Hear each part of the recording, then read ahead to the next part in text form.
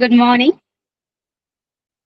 It gives us immense pleasure to welcome you all to the webinar on comparative world literatures, especially focusing on medical humanities and world literature, organized by Hindi University West Bengal. This insightful academic event is chaired by our Honorable Vice Chancellor, Professor Nandini Sahu, whose visionary leadership continues to foster interdisciplinary scholarship and creative inquiry. We are deeply honored to have as our distinguished speaker Dr. Sudipta Chatterjee, Doctor of Department of Medicine, Ramakrishna Mission Seva Pratishthan, and Secretary of International Society for Intercultural Studies and Research, that is ISISAR. His profound interdisciplinary insights and scholarly contributions promise to illuminate the dialogue between medicine and literature in transformative ways. This webinar seeks to explore the intricate intersections of medicine, literature, and human experience, fostering a deeper understanding of empathy, ethics, and expression in both the literary and medical spheres. We extend a warm and heartfelt welcome to all participants, scholars, and students for joining us in this enriching academic exchange that aims to open new dimensions of thought and understanding. Now, it is my honor and privilege to introduce the chairperson of today's webinar, the Honorable Vice Chancellor of Hindi University, Professor Nandini Sahu. We are deeply honored to have Madam, a celebrated poet, scholar, and Amazon best-selling author whose luminous body of work bridges literature, philosophy, and culture. A triple gold medalist in English literature, Professor Sahu earned her doctorate under the guidance of the late Professor Niranjan Mohanty at Vishwa Bharati University, Shantiniketan. With a distinguished career spanning over 2 decades, she has made remarkable contributions as a poet, critic, research, and academic visionary. Her exceptional achievements have been recognized with several prestigious honors, including the Michael Madhusudan Academy Award in the year 2024, the Lifetime Achievement Award in 2024, the Tega Samman in 2025, and a gold medal from the Honorable Vice President of India in the year 2019 for her outstanding contribution to English studies. The author and editor of 23 acclaimed books, Professor Sahu's notable works, Sita, Medusa, Silver Poems on My Lips, and The Other Voice, explore profound themes of mythology, womanhood, post-colonial identity, and cultural consciousness. She is also the founder and chief editor of the Interdisciplinary Journal of Literature and Language, that is IJLL, and has been instrumental in shaping innovative academic programs across India. Her journey from poet to scholar, from teacher to leader, stands as a shining testament to the transformative power of words, wisdom, and vision in shaping the human spirit. Now, I would like to humbly request our Honorable Vice Chancellor, Professor Nandini Sahu, ma'am, to deliver the inaugural speech. Ma'am, please. Namaskar, everyone. Thank you so much, Paramita, for this very generous introduction. And Namaskar, Dr. Sudipta. We are extremely happy to invite a kind and a compassionate person, an empath like you to Hindi University. Apart from that, being a medical doctor, doing so much for the service of literature, for the sake of literature, is a very rare case. I think I have never seen or met a person like Dr. Sudipto who is deeply into his own discipline as a doctor, doing very, very well with Ramakrishna Mission as a doctor. At the same time, serving the marginalized, the subaltern, and working on poetry, fiction, literature, doing so many literature festivals where he has nothing to gain, but he has only to give.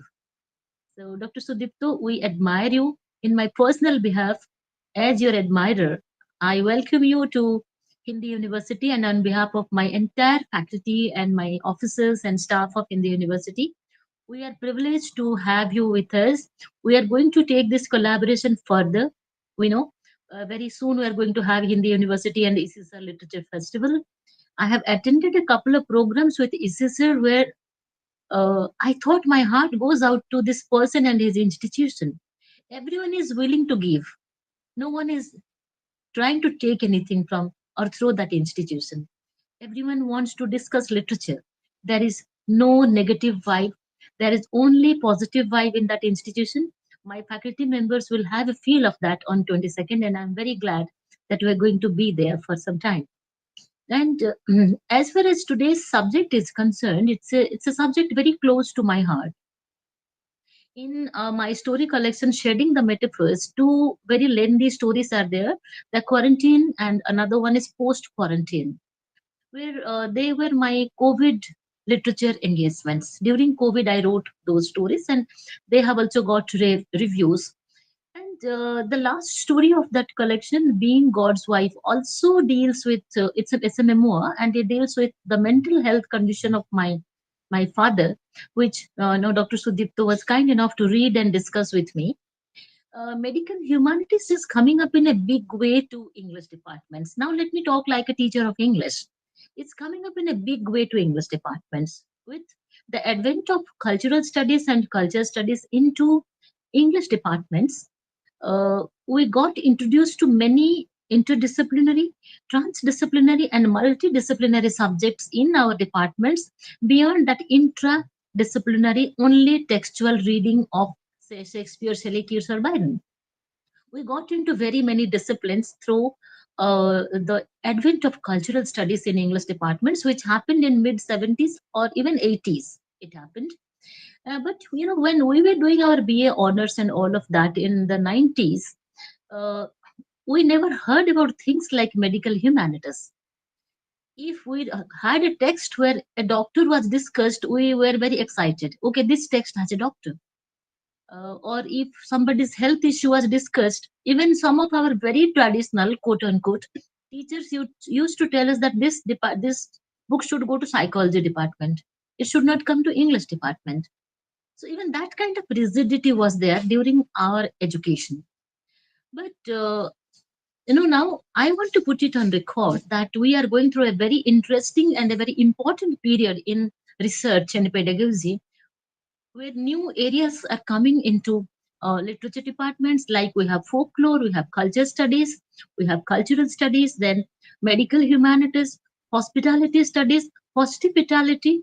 So Derrida, Foucault, and those kind of theorists, through structuralism and post-structuralism, and through new historicism and cultural materialism, they have got us into critical dialogues with many subjects, and medical humanities is one of those. My first exposure to medical humanities was in IGNO in the year 2008, when I proposed PG diploma in folklore studies. Later on, it was converted to MA in folklore studies, and UGC Net Folk Literature came up with my intervention. We talked, there was one complete course where we talked about indigenous medicines, folk medicines, Unani, and then Ayurveda, those kind of non-peer reviewed medicines, how they are instrumental in supporting the peer reviewed allopathic medicines. We had some exposure to that kind of a thing, and then I had interviews with some doctors, a couple of doctors from AIMS and Safdarjung Hospital in Delhi, who told me that even if we are practitioners of allopathy medicine, but we also look at medicine in a holistic manner. We read Unani, we read Ayurveda, we read Greek medicines.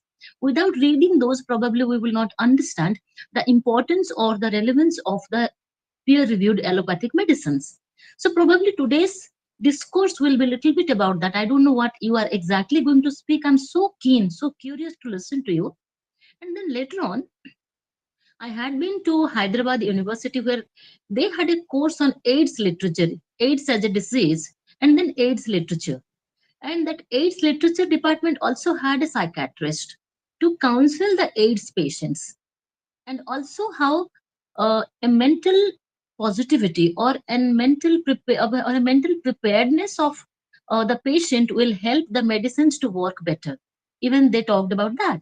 Apart from lots of literary texts worldwide, from America to India to indigenous literatures to aboriginal studies of Australia to Indian writing in English to bhasha literatures, they have taken texts from various regions where medical texts are discussed, and novels and poetry where medicine is discussed. Those things have been incorporated into those courses.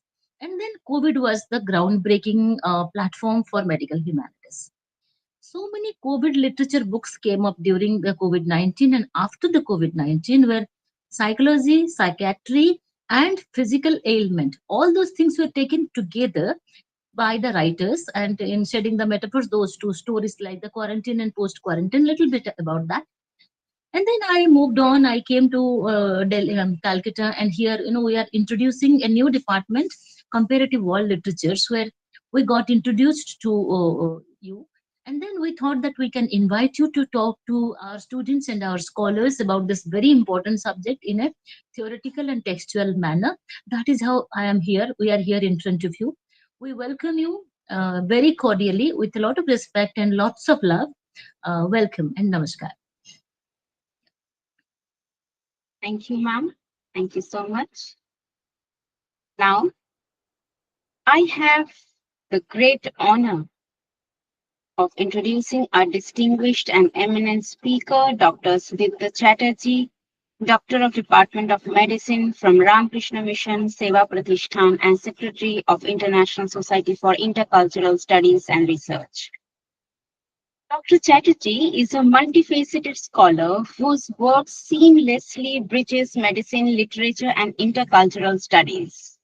He serves as the editor of Culture and Quest and Christi O Annesha, and is the author and translator of around 15 books of poetry and translation. His remarkable translations include the Dhammapada of Gautam Buddha, the poems of Karl Marx, and the prison diary of Ho Chi Minh, among others. He has represented India at several prestigious global platforms, including the Cairo Book Fair in Egypt, the Asia Pacific Literary Festival in Vietnam, and International Literary Conference in Indonesia, as well as numerous national and international conferences. In addition to his medical and literary pursuits, Dr. Chatterjee regularly contributes scholarly articles on diverse aspects of social science and literature to reputed journals in India and abroad. He also serves as the convener of the World Thinkers and Writers Peace Meet, reflecting his deep commitment to promoting intercultural dialogue and global harmony. We are truly privileged to have such an accomplished scholar and thinker with us today. Now, I would humbly request Dr. Sudipta Chatterjee to kindly deliver his lecture on medical humanities and world literature. Sir, please. Uh, Many thanks. I sincerely, am I audible? Okay. I sincerely express my thanks and gratitude to Professor Nandini Sahu. Uh, uh, just we met few months back, and I invited her in one of the meet of our organization. Uh, but I respect within these few months, I have immense respect about her because I found a dynamic personality, uh, not only academician, but a true creative spirit and dynamic spirit I have found within her. And I am very much thankful that she has invited me uh, to deliver this lecture in Hindu University in lecture series. I express my thanks, my respect to all the faculty members who are associated with in the university, and I express my good wishes to all the students who may join in this session, or they can get it after this session, as it is preserved, I think, in your lecture series. Now, on behalf of ISISAR, I should express my sincere respect to my father, Professor Shantinath Chatterjee, who was professor of philosophy, and he founded ISISAR in 1983 with her professor friends at California. And these studies, intercultural studies, was first started by them, and intercultural dialogue between different languages, different subjects, different communities, and that that is very much essential. This intercultural studies is very much essential in modern days, where we are facing different type of crisis in our personal and social life also. That my father started this movement in USA with her professor friends of Radford University and different universities. And the term was the ISISAR was coined in also abroad, and then the journey started from 1983 from Calcutta, and he carried out. I mainly joined after 2010, when my MBBS housestafship, and in 2010 I have joined in post-graduation medicine also. And after that, from 2015, my father gradually became sick, and I took the opportunity to get this privilege to carry out the works of ISISAR, the works of the editing the journals. And it is, and I am very much benefited from that, because excluding my profession, I get immense opportunity to interact with my, erudite scholars, academicians, writers from different languages, different subjects through this medium. May I intervene? May I intervene for a second? Yes, yes, yes. So this is for the record of my Yes. teachers. This is the book of his great father, Chicago 125. I read the book with lots of interest last week, and I reviewed this book. This book Yes, was yes, quite a learning experience for me. Thank you for sharing the book with me. yes, yes, yes. Many thanks. The subject, medical humanities, which is very much discussed all over the world in current few years. And probably I think the subject should be dealt, and always we know that charity begins from home. It is now my time that to deal the subject with my day-to-day experience, because my mother is now suffering from blood cancer. Just 3 weeks back it was diagnosed, and I am giving the chemo and injections, everything at my home, because and my father is also very much after post COVID, from COVID, after getting severe COVID infection. My father totally become bed bound and homebound, and he has totally withdrawn himself from all intellectual activities. And that's why when I prepared the slides, I found that this is my time when I experience these concepts, these ideas of medical humanities through my day-to-day life. And as I am very much disturbed with my family matters, my parents, parents' illness, critical illness, I got very short time to prepare the subject. And my son Somdipto Chattopadhyay immensely helped me to prepare the slides just last night, yesterday. He prepared the slides, and I am very much thankful to him also. Now I want to start my and my inability is that it is a so much vast subject. It is very much difficult to explain, to touch all the corners, all the aspects of this subject in single lecture of 40 to 45 minutes. I shall touch the few basic concepts of the subject and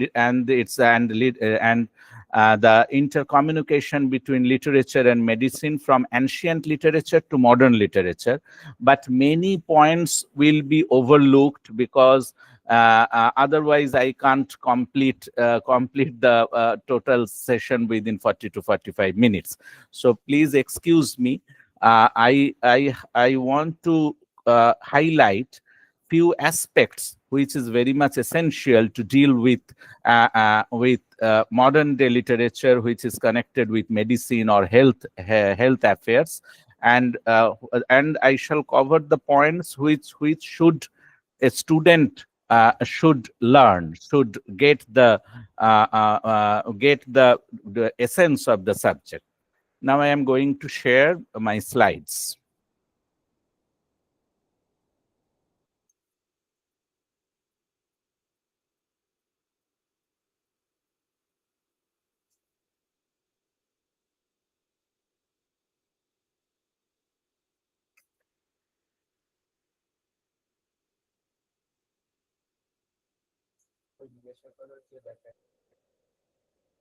Uh, can you see it?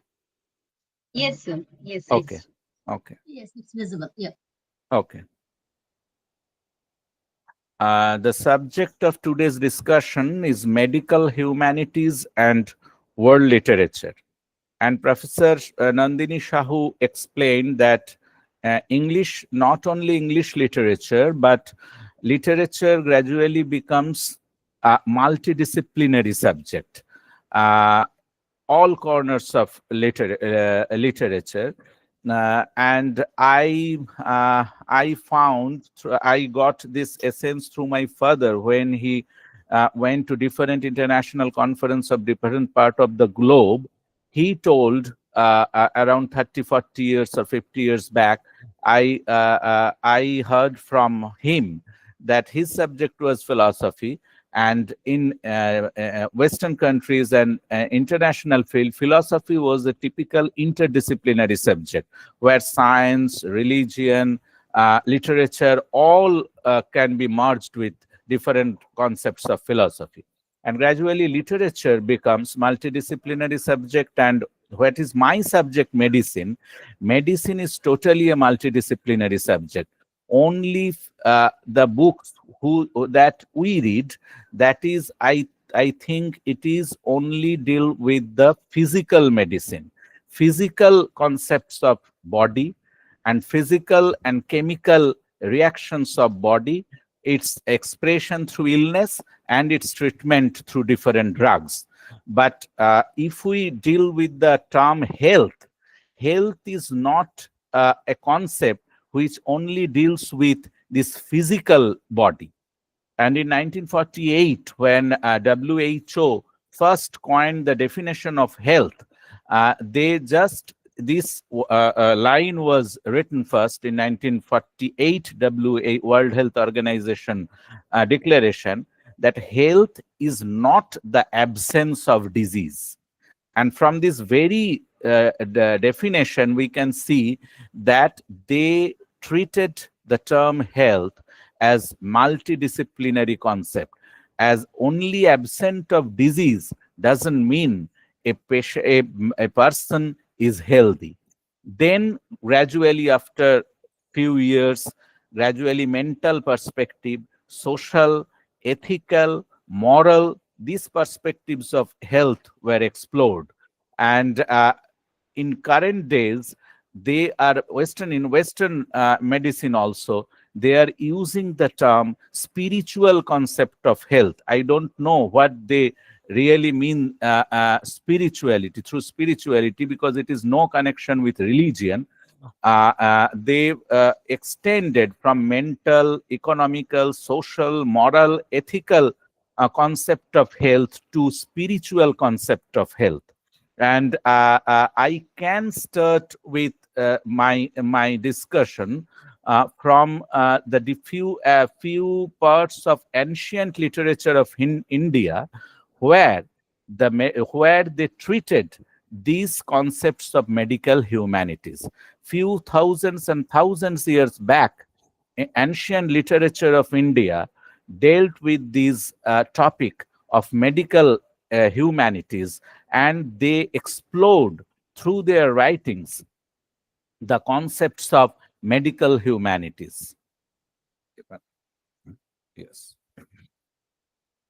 And in ancient Indian literature, it conceptualized health as a holistic balance of body, mind, and spirit. And I think in modern times, in medicine also, what they want to mean with spiritual concept of health, it is this concept that was previously written, that was previously dealt with in our ancient literature of India, that is holistic balance of body, mind, and spirit, and viewed the physician patient relationship with high ethical and moral standards. If we go through Charak Sanghita and Shusruta Sanghita, we can get this holistic concept of health, and they and through this exploration of these concept of medical humanities evolved. They, in Charak Sanghita and Shusruta Sanghita, it is written the body and cosmos. What is human body? Human body is a replica of the universe, composed of same 5 elements of the environment, that is space, air, fire, water, and earth. And health is the harmonious balance of these elements. The same reflection we get through the modern World Health Organization declaration. They are treating health, define health as this harmonious balance of all these elements. Next, in ancient literature, they gave immense importance to mental health, and they explored that mind-body connection, physical and mental elements. They told that it is interconnected. In modern times also, in our regular practice of medicine, I still find all educated people, they give very minimum importance to mental health, because they find they have a constant belief that mind is an abstract thing. It can't be treated with medicine. It is totally wrong. Mind is a physical thing, and it is a neuroendocrine concept, a neuroendocrine system. There is nothing extra in mind but a neuroendocrine system, through some hormones and through some neurotransmitters like serotonin, noradrenaline, dopamine, and the concentrations of these neurotransmitters, difference in concentration, the expression of different moods of mind are developed, like grief, anger, trauma, happiness. All are defined by the difference in concentrations of these neurotransmitters and few hormones. So in ancient literature, they give immense importance on mental health. And what is they define the path of well-being. What is the path of well-being? Medical practice was deeply integrated with the 4 aims of human life, that is dharma, artha, kama, and moksha. These are not at all philosophical concepts. They define dharma, artha, kama, and moksha from the viewpoints of medicine, from the viewpoints of medical education. If we go to Upanishad, how Upanishad thoughts about medical humanities, they defined a model of Pancha Kosha model of human being. They define this human existence. They define this human existence through different layers. What is first? First is Annamaya Kosha, the outermost layer of that is physical sheath on which these medicines act. On this physical barrier or physical sheath of a body, all medicines and everything, and we deal only with this physical sheath of the body. From there, we proceed to Pranamaya Kosha, the layer of vital life force. It is called vital energy sheath. Then we proceed to Monomaya Kosha, the layer of thoughts, desires, and emotions, that is mental sheath. After that, Vijnanamaya Kosha, the layer of wisdom and intellect, that is intellectual sheath. And after that, Anandamaya Kosha, truest state of health and harmony. They define it as bliss sheath. And this is the total, it is our existence is the amalgamation of all these sheaths. And if we treat a patient from these holistic viewpoints, then we can understand how medical humanities develop, and how literature, philosophy, everything can be intermingled with medicine and healthcare system. In psychotic theory of disease, it is also written in ancient literature. They took two words, adhi and vadhi. What is adhi is a psychic disturbance from ignorance. And what is vadhi? Vadhi is physical manifestations of illness. But they always, in ancient literature, they give immense importance on emotional imbalance. That is mental imbalance that cause physical diseases. And after that, they proceed to, in ancient literature, they proceed to the importance of consciousness. They treated that what is the, when we discuss with the concept of healing of health ailments, they wrote healing through self-realization. True healing and well-being come from realizing the nature of self. When we read the books of our medicine, surgery, and everything, all are written on the physical changes of the body, and there is nothing written about these concepts. That is, the true healing and well-being should come from the realizing the nature of self. And from these concepts, literature, philosophy, all are gradually become part of medical science. And what they interpreted, what is mind? They interpreted mind as a medium. Mind is a transparent medium that reflects the pure consciousness of self. After that, in Upanishad, it is written ethical principles of medicine. Actually, what is with this? What are they are saying, that what will be the ethical principles of medicine? It is ahimsa, non-violence, satya, truthfulness, compassion, and service. And we get the same concepts in a modern subject when it is now it is developing critical medical humanities. From medical humanities, we now have passed to critical medical humanities. I shall tell about it in the next part. Just I am just want to interconnect that the modern concepts which are developing nowadays, that is medical humanities, critical medical humanities, the main concepts all are written thousands and thousands years back in ancient literature of India, and I strongly believe it is written in all ancient literatures of China, Greece, Egypt, etc. Now we come to the medical humanities. What is in present definition? What there are many definitions. I just tell about one definition. They are treating it as an disciplinary approach that integrates arts, humanities, and social science with medicines to explore the experience of health and illness or disease. What are the theories? If we go to few theories of, but what as a medical practitioner, what I strongly believe theories are not enough. Theories are developed, we everything first explain everything theoretically, but it should be experimented practically in our day-to-day life.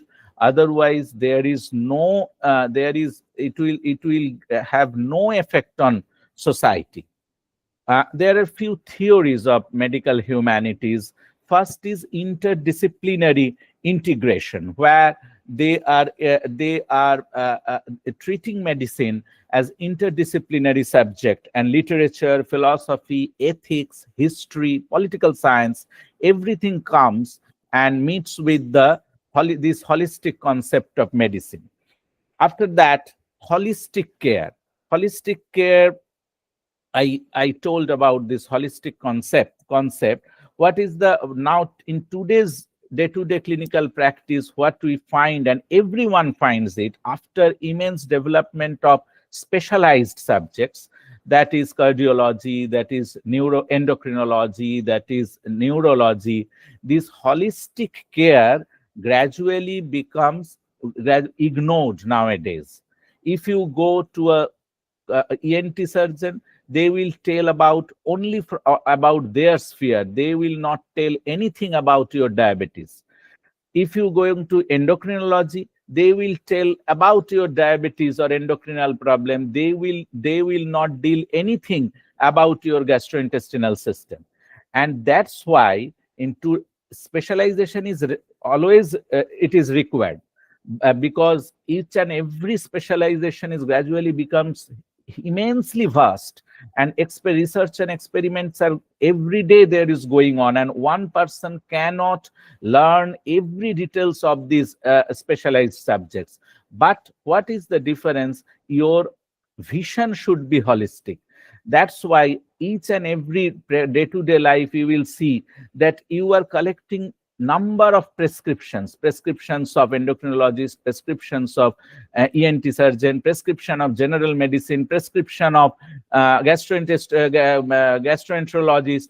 But after that, end of the day, you can't realize what is your disease and what will be your main treatment. You are following number of prescriptions, you are taking number of medicines, but no a single person or single healthcare professional or doctor will explain you totally, because our this holistic vision of treating a patient is gradually becomes totally lost due to this immense development of specialized subject.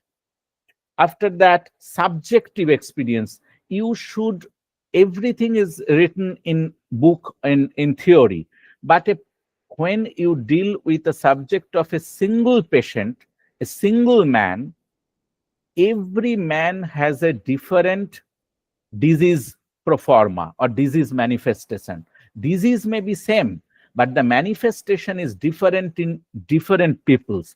So you have to give the subjective experience, his or her personal experience, but we do not give importance. We just want to we want to come to a general diagnosis and we give a general treatment. But every people has different experience of health and disease.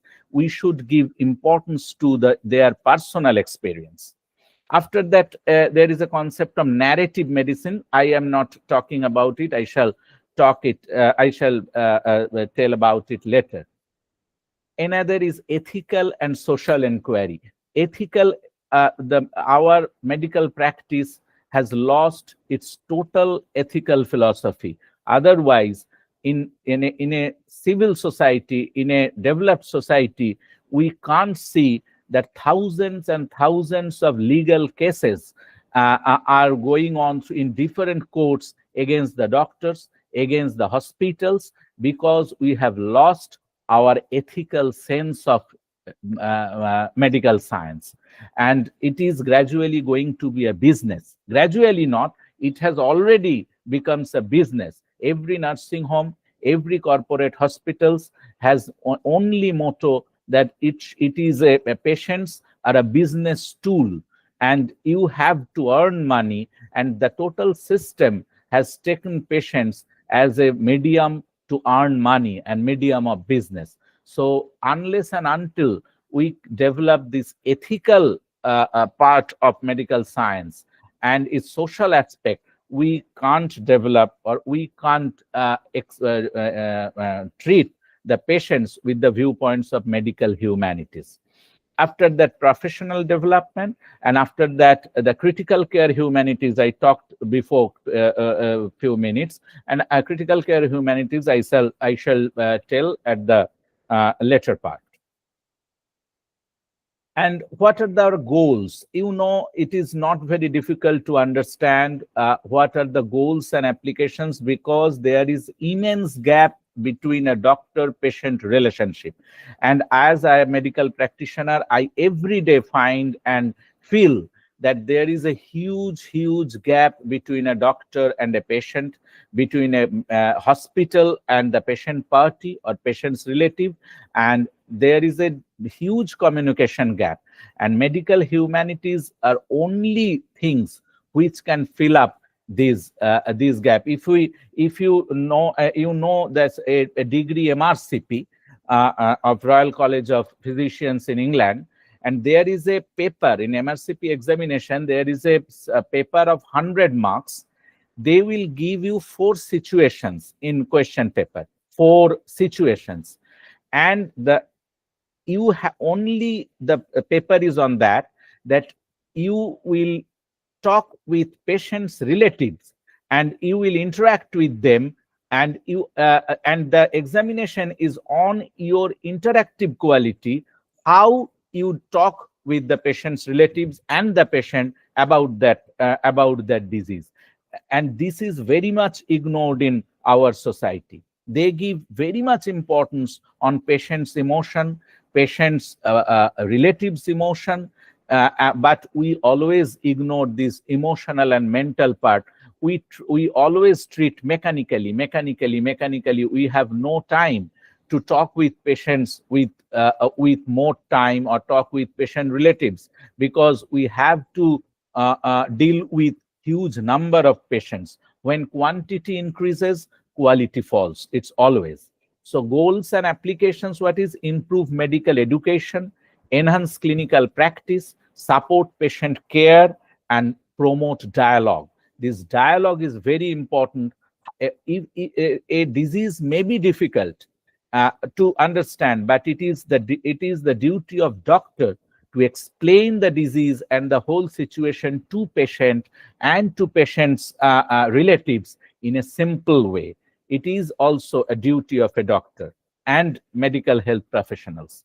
Now I come to literature, as because this I can't go in the fields of philosophy, social science, political science, religion, which are also included in medical humanities. I just give few examples and few informations about how literature has become a day-to-day part of medical practice. I told about ancient literature of India. There are many examples in ancient literatures of China, ancient literature of Greece, ancient literature of Egypt and Middle East. I don't go to these details. I come to modern days. In 1972, in Pennsylvania State University College of Medicine was the first to introduce literature into medical school curriculum, when John Trotman, an English professor, was appointed to a position in literature in this, and this was the 1972 when literature was introduced formally in medical science, and they tried to deal medicine as an purely interdisciplinary subject. And few new terminologies, many terminologies revolve, like bioethics, clinical ethics, where the ethical issues and other different health professional issues are going to be dealt seriously. Next, we come the word I told about narrative medicine. Narrative medicine and pathography. Pathography, the Professor Nandini Sahu already has given his example that her long stories written by him, written by her in COVID period, that is the memoir of illness. And your experience of your illness can become a very good literature and literary experience. And Rita Sharon, professor of clinical medicine, and she first wrote the book Narrative Medicine. And she explained that it as an approach to medical education that uses the literary method of narrative interpretation to help clinicians to understand the complexities of the disease. That how through narration, through narrative experiments, we can understand the different layers of a disease, the different layers of the psychological and social part of the disease. In USA, Catherine Montgomery Hunter's Doctor Stories, probably it is one of the first example of narrative medicine. There are many other books also. And after that, I come to the word pathography. Pathography is illness memoir. Professor Nandini Sahu already has given example, and there was a different types of literary experimentation we have found during this COVID period. And I can give you an example in Duke Hospital in USA during during the wave when all the healthcare facilities become insufficient and there was a severe social and psychological effects on all healthcare professionals. I actually I translated. They tried an experiment. They told all the doctors, all the nurses, all the pathologists, and all persons of their hospital to write haikus. Haiku is very small, very simple. They requested them that in any form you try to express your day-to-day experience, your day-to-day trauma, day-to-day psychological problem through haikus. And when it was completed, nobody was a professional writer or professional poet. And I got chance to read the book, and I translated many of their haikus written by doctors, haikus written by pathologists, haiku written by nurses. And it was a beautiful literary experimentation. I was very much impressed when I tried to translate the books. And after that, they published the book from their hospitals. And all these are pathography, that is the memoir of their illness. I can give few books you know everything about, and all these books are bestsellers. I can give few examples.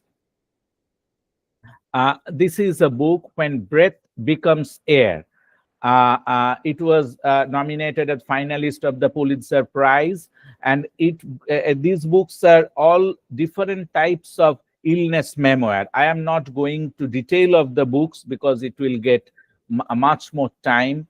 Another book is Cutting the Stone. Abraham, I know you are. I am not typically a person of literature. You are always dealing with modern literature. You know this. The Diving Bell and the Butterfly. All these books are examples of this pathography and this illness memoir. Another, it was a very much famous book, The Cancer Journals of Audre Lorde. It was very much famous book. Another is The Immortal Life of Henrietta Lacks. It was also and it is very much impressive, and it is a very much impressive book which we have found in our time. That the life of Yuvraj Singh. He was attacked by lymphoma, Lymphoma is one type of blood cancer. My mother is attacked by multiple myeloma. It is one type of blood cancer. And Juvraj Singh had lymphoma. Lymphoma is different type of blood cancer. And after around 2 to 3 years treatment of chemotherapy and everything, he again came back to his professional life, that is cricket. And it is the book, The Taste of My Life. It is written by Juvraj Singh about his experience of his time of illness. And I can give few examples of in the say in the few 100 years back also, the adventure of Roderick Random and the expedition of Humphrey Clinker, written by a Scottish doctor. And at that time also, many persons tried to experiment literature from the viewpoint of medical science. And he was Scottish Dr. Tobias Smallturner. It was published in 1748 and 1771. We know romantic poet John Keats. He was a qualified doctor. Actually, he was a surgeon. And Lawrence Sterne was an Irish novelist, and he gave many frequent references in his novels and dramas to from the different perspectives of medical health, sickness in his book. Cameron Nazir's a book is Send in the Idiots. It was published in 2007. It deals with autism. Another book is The Land at the End of the World. It was written by Antonio Lobo Antunes, and it describes the experience of suffering of people seen by an army doctor. He was sent to Angola during the Portuguese colonial war, and the disease manifestation, how society comes. The disease, a same disease, manifestation of a same disease becomes different in different geographical area, in different ethical population, and different time also. The same COVID, the coronavirus, SARS-CoV-2 virus, the same COVID came 100 years back also, but it was a different strain. Now in 21st century, it came with different strain, due to mutation of the virus, and it may come in different with its different manifestations in future also. So society and geographical concepts, social concepts, and anthropological concepts also comes in medicine, because the diseases gradually becomes different in different parts of the world, different geographical area, different ethnic population. And another, in 20th century, I can refer to a psychiatrist, Art de Lane. He used literature of William Blake, Dostoevsky, Kafka, Jean-Paul Sartre for his patients, for treatment of different psychological diseases. Now, if we come to poetry, I can give you an example that John Hopkins Center for Medical Humanities and Social Medicine, they regularly use poetry as a part of medical humanities, and they treat and they use poetry therapy, poetry as a part of communication, poetry as a tool to realization of self. These concepts they use through poetry. Poetry is used in medical humanities for its ability to foster empathy, improves communication, and provides a way for both patients and clinicians to share their experiences and emotions related to illness. It helps clinicians to develop self-reflection and to understand patients' perspectives. For patients, it helps in healing grief, trauma and stress. And I just, in many parts of the world it is used, but I just give an example: John Hopkins Center for Medical Humanities and Social Science. Madam, am I audible? Yes, you're Hello? Yes, audible. sir. Yes, okay. Yes. Yes, yes. Then I can give a example of a medical journal. It is, we always follow this journal, Lancet. Lancet is one of the famous medical journals, and I refer a article, Poetry for, it is published in Lancet, Poetry for Rebuilding the Medical and Health Humanities. I just give the few salient features what they wrote in this article. They coined a term, medical and health humanities, MHH, medical and health humanities, offer an antidote to the highly technical, mechanistic medical specialties that students are expected to learn, often by rote. As Alan Blakely, Emeritus Professor of Medical Education and Medical Humanities, has argued, modern medicine is traditionally patriarchal, individualistic, and resistant to encouraging democratic, collaborative habits as it socializes its young into hierarchical structures or eats them whole. MHH courses typically challenge the separation of areas of knowledge that would benefit from cross fertilization by incorporating poetry, music, literature, visual art, dance, and other creative techniques into medical education. I am not extending. I am just giving an example. In different countries, this experimentation is going on in different fields where literature, in different form of arts, they are treating them as a tool to cure a patient. Now I can come to critical care humanities and how it differs. I explained it. What is critical care humanities?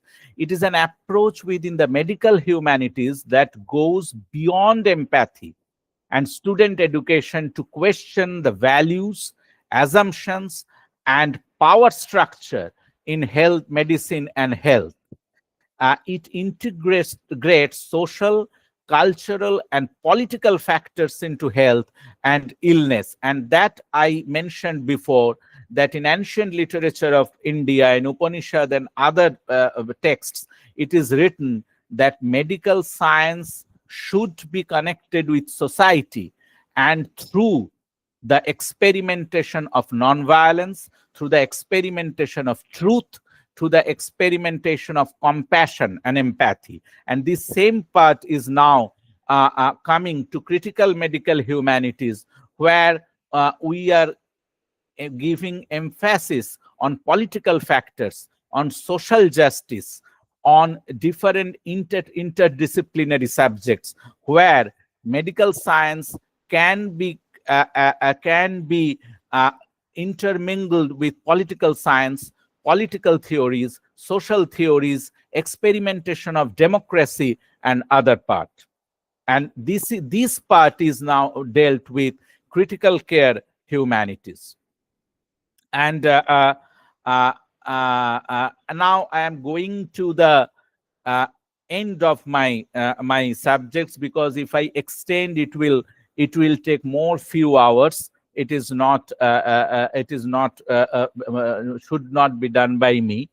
I started with Upanishad, ancient literature.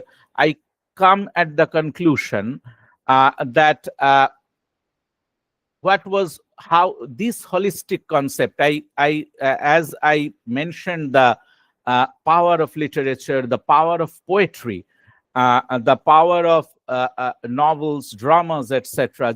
And I just give few example. One example of Upanishad, Taittiriya Upanishad. What is it? It is written, it is a poetry, it is an example of ancient literature and how they explained human existence, a man, from their holistic viewpoints. The essence of all beings is earth. The essence of earth is water. The essence of water are plants. The essence of plants is man. The essence of man is speech. The essence of speech is sacred knowledge. The essence of sacred knowledge is word and sound. And the essence of word and sound is Om. And this Om, this it is not at all, these words are associated with religion, so-called regimented religion. In India, religion and spirituality is completely different. They developed the spiritual philosophy from this holistic viewpoint.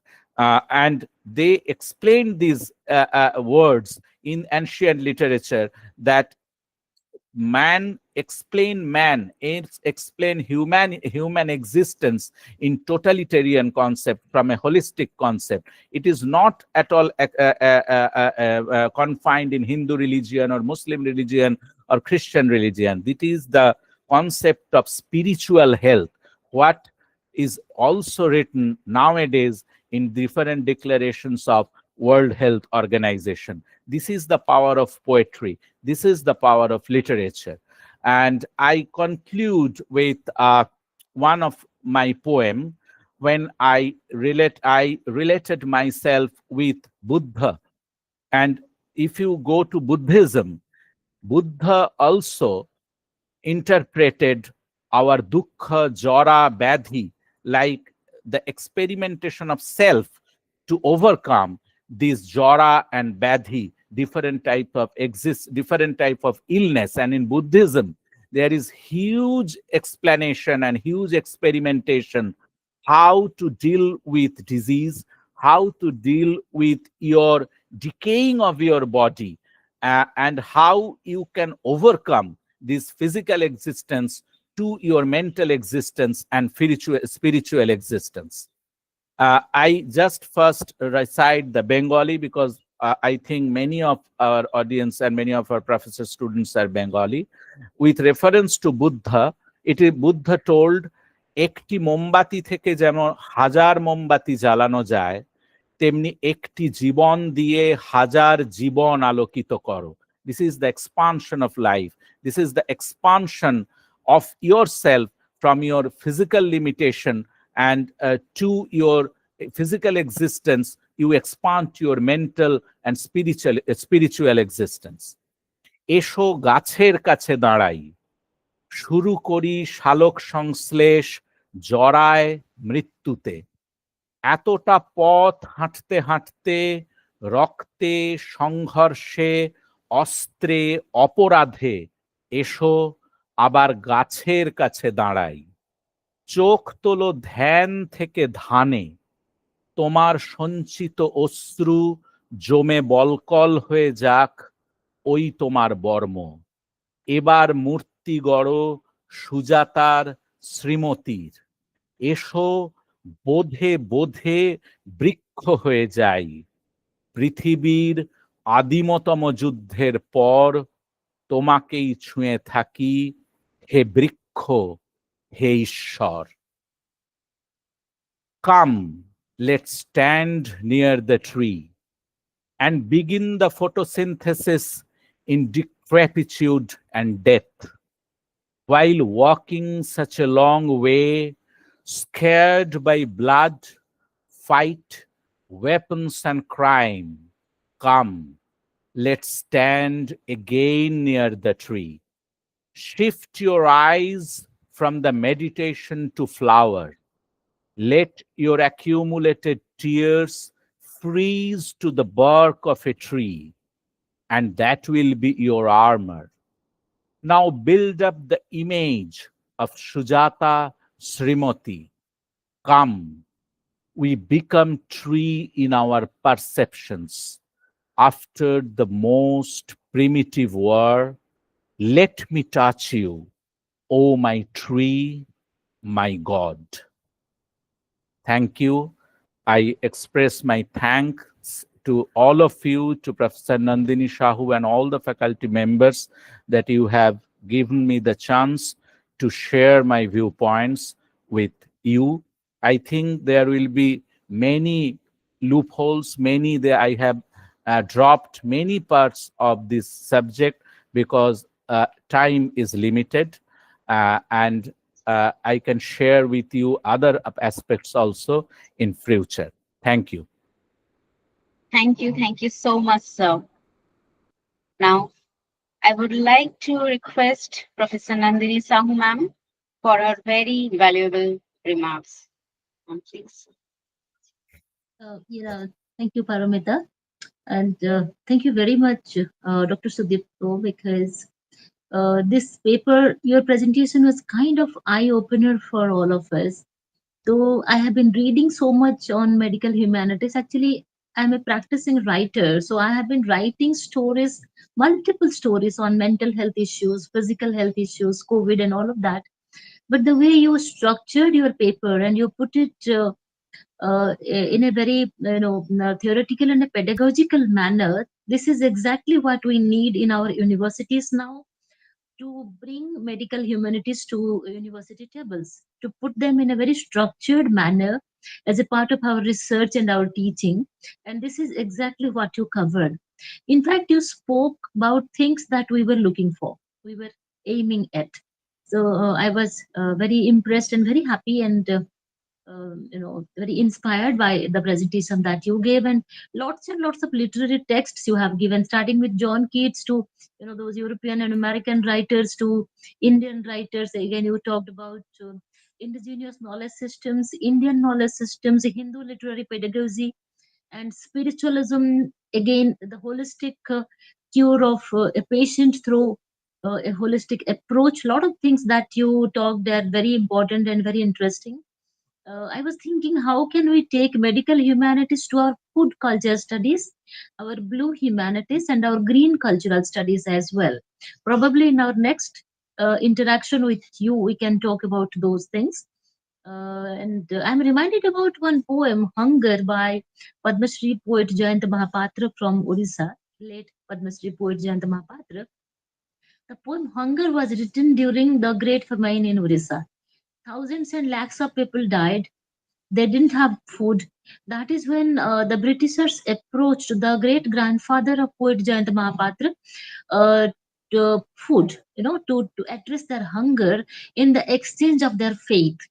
So Yes. his great grandfather got converted to Christianity, in exchange of which the entire group, the community, they got rice from them, they got food from them, and then at this point of life, Jayant Mahapatra, who wanted to go to Jagannath Puri temple to be a part of Rath Yatra, his Hindu longings and belongings, and then his Christian ancestry, his Christian great grandfather, grandfather, and then himself.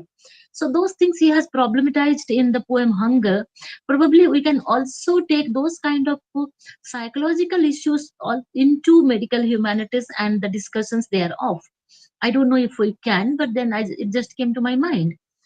In your paper, you covered quite a few very important things. It's rather impossible to sum up within 2 minutes, but whatever I have jotted down, I will put it here for you.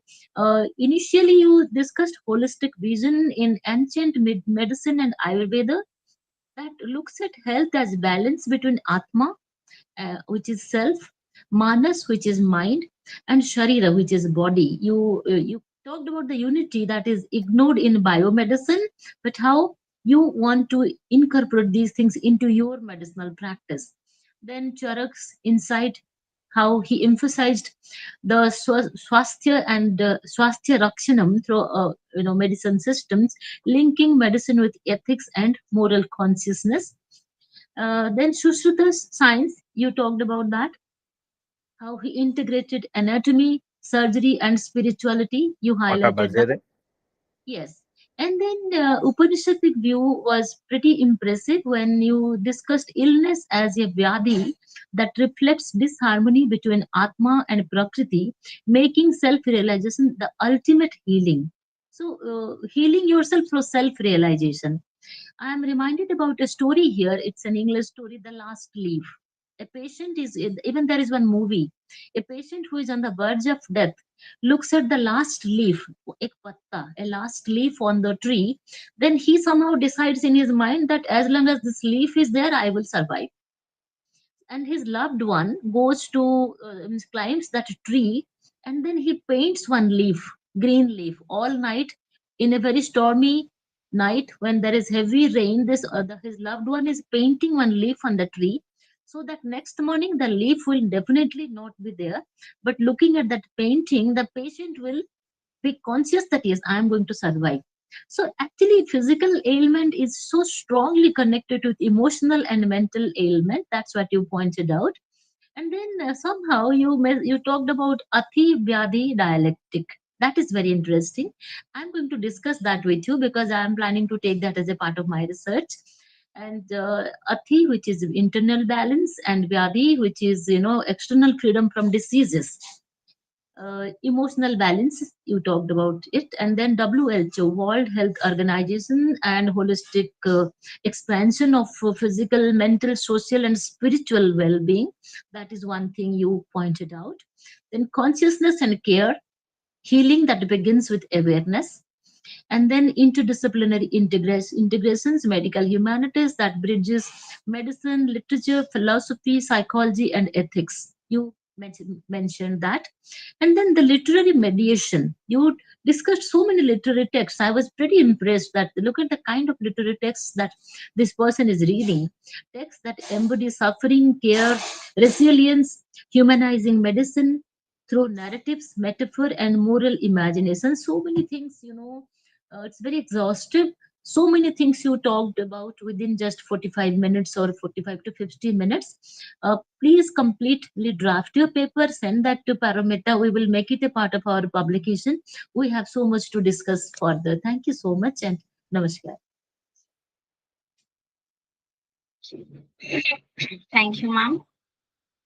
As we come to the conclusion of today's enlightening webinar on medical humanities and world literature, it is my privilege and honor to extend heartfelt gratitude on behalf of Hindi University West Bengal.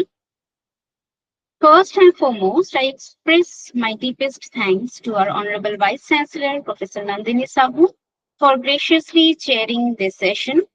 Ma'am, your visionary guidance and inspiring words have once again illuminated our understanding and reaffirmed the importance of interdisciplinary scholarship that connects literature with the larger human experience. Sincere thanks and appreciation also go to our distinguished speaker, Dr. Sudipta Chatterjee, for his deeply insightful and thought-provoking lecture.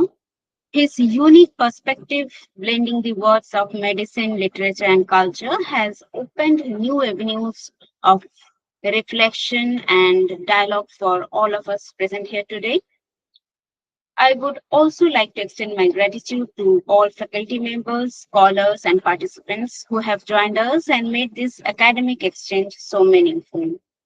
With this, we bring today's session to a close, carrying forward the inspiration and ideas shared here into our future learning and research pursuits. Thank you all once again for your presence and participation. Namaskar.